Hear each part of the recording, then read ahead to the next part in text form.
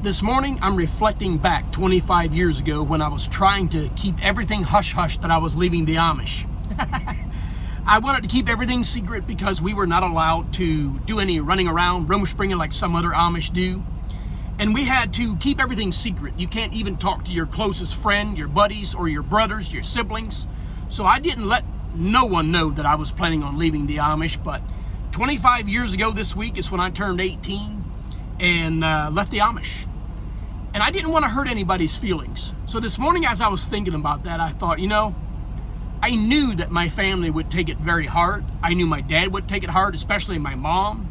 And I knew they would cry, and I didn't want the bother of having them come and crying and giving me all of the sad stories about you must follow your forefathers and honor your father and your mother and never leave that religion.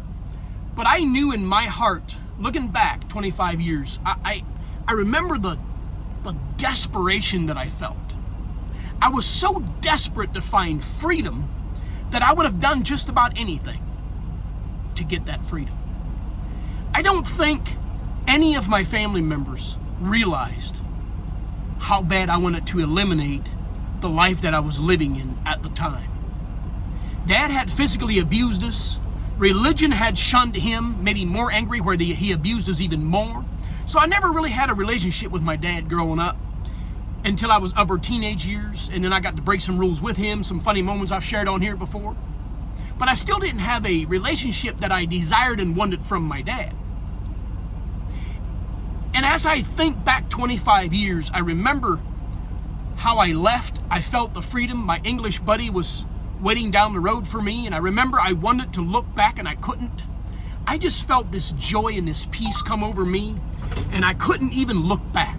There was enough pain, enough of a wound in my heart that I couldn't even look back. I didn't even understand why I didn't look back and miss it. I wanted to miss it, but I couldn't even look back. I was just going forward.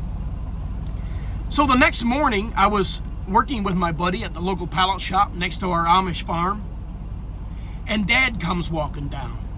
My heart just sank. And it didn't dawn on me that I left my diary behind, but I did.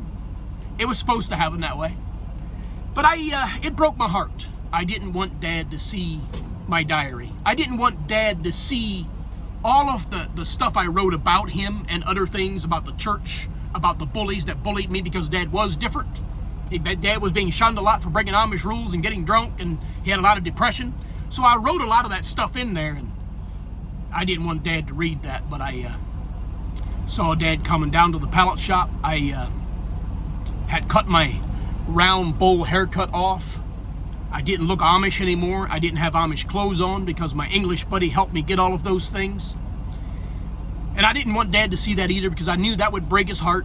But he just walked up to me. He had my diary in his hand. And he says, "Now I know why you left the Amish." And he had some tears. He read it.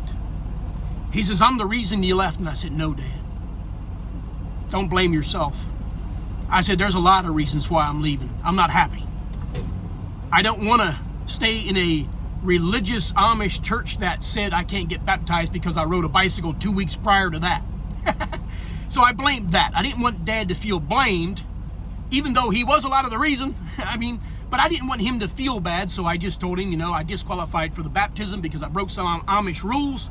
They said they won't baptize me now, so I would have had to wait the following year or whatever to get requalified to be baptized. So I blamed that, obviously, and I remember Dad just handed me the diary.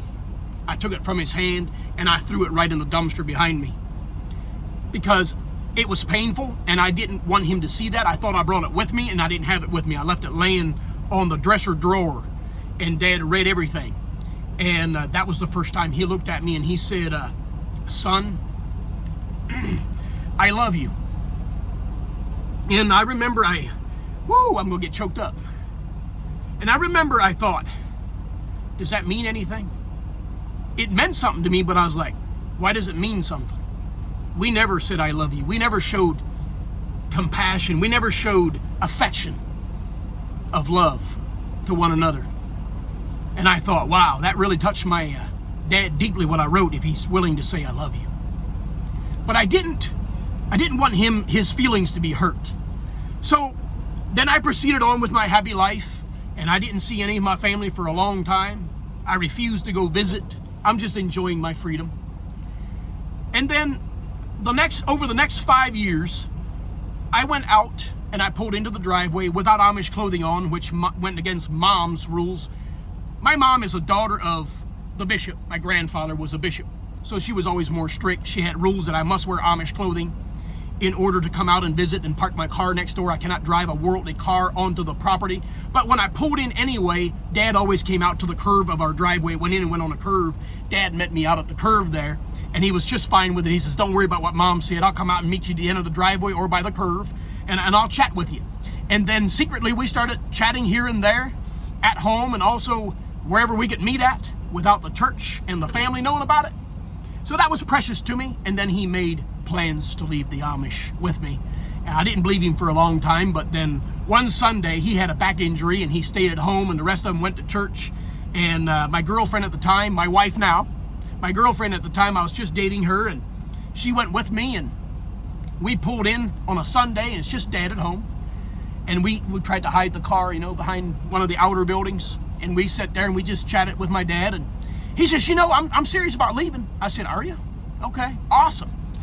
I wasn't sure if I wanted to believe it yet, but he says, this Sunday, and gave me a date. It would have been June 17, I believe, 2003.